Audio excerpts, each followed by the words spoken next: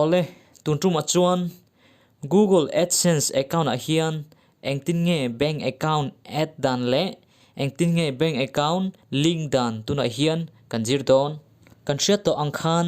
YouTube atang hian poisa le dollars kan hlo zong te kha Google AdSense a hian a local china Google AdSense atang hian kan hlo china hei dollar za hlin za huna chuan bank account hi link angai chin ani Google AdSense a hian bank account kan link lo chuan dollars tam tak alo thlen po ma se kan la chuak thei don lo ani bank account kan add zo huna chuan thlatin ni som ni pakhata Google atang hian kan bank account a an transfer dona kha transfer alo thlen turin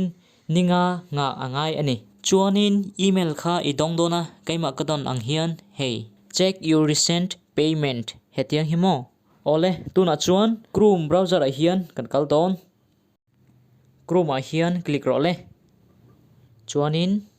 search a hian kan search dona Google AdSense hetiang himo kaima ka ziak ang hian Google AdSense te hian kan search don kan search zo huna chuan Google AdSense te hian kan click don click ro le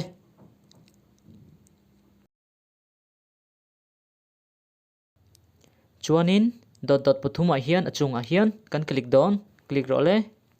chuanin desktop site ti han kan click don click zo huna chuan hetiang interface display om dona hey dollar ja chung mo ja chung bor wel oma he payment hi latur tuna hian mo dollar ja thling chuan kan la thei to ani chuwang chuan bank account add turin hey hetiang hian your payment are currently on hold action is required to release payment mo hey action heta hen click tur ani ole kan click zo huna chuan claim kha ngak ngai ni hey mo lo thleng to ni hetiang hian hey ka zoom lokang heta hian mo add payment method heta hian add tur ani mo chuanin hey adsense apo hian i athaya heta jiak ang hian to receive payout please choose a valid payment method mo update heta atang po hi kan add thaya ma se ke chu hey add payment method atang hian ke add don click zo huna chuan hetiang interface new display mo display thar lo kal le ang heta hian fill up tur ani tuna chuan ka fill up don ole ka fill up zo to ani hey heta hian tuna chuan ka hril fia don heta hian achung bera chuan fill up tur ani lo aruka da tur mo fill up angai lo chuanin apan hi na chuan bank account na engming nge ipe heta hian ipe don bank account isiam huna engming nge ipe nangma ming kha heta hian ipe don apathum na chuan bank aming kha ipe don heta hian Antinan State Bank of India Axis Bank HDFC Bank mo hetiang hian bank ming kha ipe don